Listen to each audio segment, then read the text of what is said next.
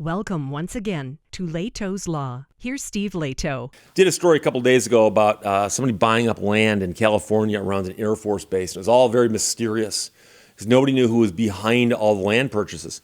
And then to make the story even stranger is that the people buying the land apparently sued some of the people they bought the land from, claiming that they had colluded to raise the prices or something. I'm not quite sure what. But everybody is wondering who's buying the land and why. Well, now they think they know. KGO out of San Francisco writes with a story by Stephanie Sierra that Silicon Valley investors are behind the land purchase near Travis Air Force Base, and they plan to build a new city. They're going to build a city from scratch, according to this. Another new development into the mysterious nearly $1 billion land acquisition encroaching on Travis Air Force Base has come to light. Sources tell the I-Team that several Bay Area tech giants are behind the massive land purchases, and they intend to build a new city that will generate thousands of jobs. Those sources also confirm the investment firm representing the group has hired a political consulting group out of Sacramento. A representative of that consulting company has contacted a congressman, a couple of them, to schedule a meeting next week to discuss the firm's general plans. Now, this is the first time a representative of the firm has reached out to meet with congressional leaders since they began buying up the land in 2018. Now, those purchases did lead to a federal investigation because there were concerns over the security of that Air Force base. The I-Team was the first to report that the company buying up the land had acquired all available land around Travis. This followed a survey that was reportedly sent out to residents this week discussing plans to build a city in the eastern part of the county. A source familiar with the matter has confirmed to the I-Team that billionaire venture capitalist Michael Moritz had the idea to invest in the creation of a new city where land was cheap and could generate thousands of jobs. A source close to the network of investors told the I-Team that Flannery is backed by heavyweights from Silicon Valley, including wealthy venture capitalists and investors like Mark Andreessen, LinkedIn co-founder Reid Hoffman, and Patrick and John Collison, the co-founders of Stripe. The I-Team has confirmed both Congressman Thompson and Congressman Garamendi are scheduled to meet with reps of that development company next week. Meanwhile, a representative for the investor group released the following statement to ABC7. We care deeply about the future of Solano County and California and believe their best days are ahead. We're proud to partner on a project that aims to deliver access to good-paying jobs, affordable housing, clean energy, sustainable infrastructure, open space, and a healthy environment to residents of Solano County. We are excited to start working with residents and officials, as well as with Travis Air Force Base, on making that happen. That conversation starts next week. We look forward to sharing more then. Says the spokesperson on behalf of Flannery. Now, the representative released the following statement in response to these recent developments. Flannery Associates has developed a very bad reputation in Solano County through their total secrecy and mistreatment of generational family farmers.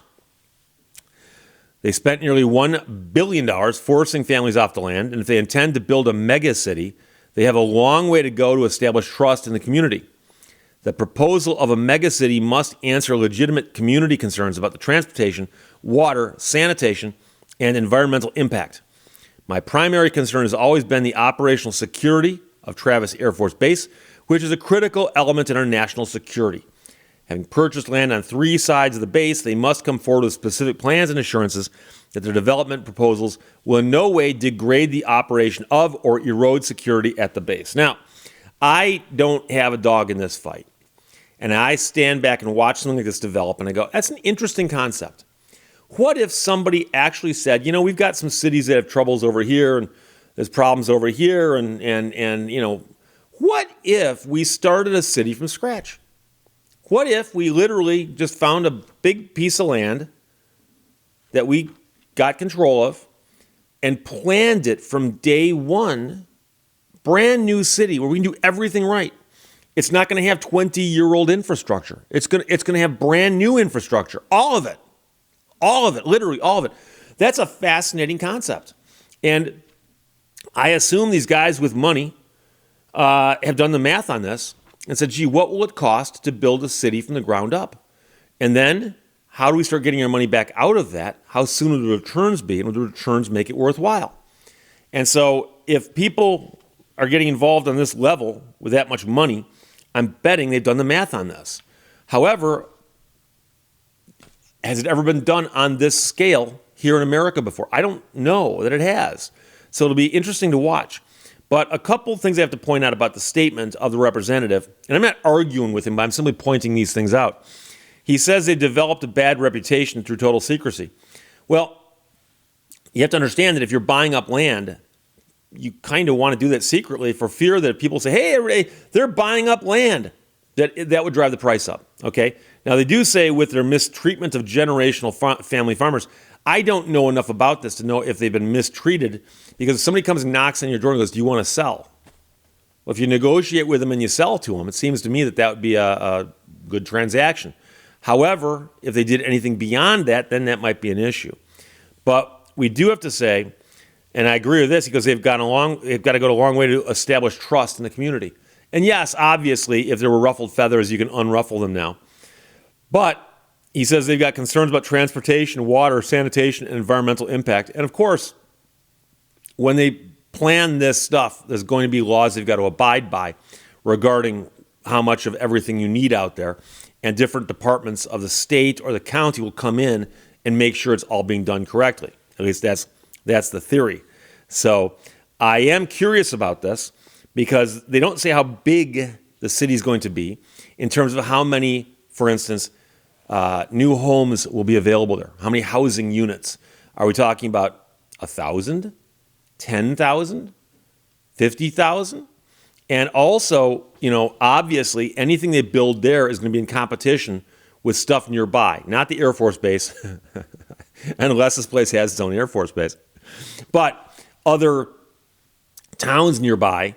For instance, this could be dropping a large number of housing units into the market, which could affect the pricing of that, which many people in California might be happy about. On the other hand, all of these people being put in that one place, they might need water. Where's that water going to come from? That might be another question. So there's a lot of questions that still need to be answered. But the good news is it looks like some of this is going to come out very, very soon. So there are the investors who've bought it up, and they think it's been bought up so they can build a brand new city from scratch. That's what they're saying. And they are planning a meeting with some politicians this week. And in those meetings, we'll be discussing these general, broad brush type things. And eventually, a lot of this will get disclosed and we'll find out more. So as of right now, though, again, and a lot of people sent this, thank you very much. It appears to KGO and Stephanie Sierra, Silicon Valley investors are behind the land purchase near Travis Air Force Base, and they plan to build a new city. Questions or comments, put them below. Let's talk to you later. Bye-bye. Thank you for watching Lehto's Law. When everything's coming your way, you're in the wrong lane and going the wrong way.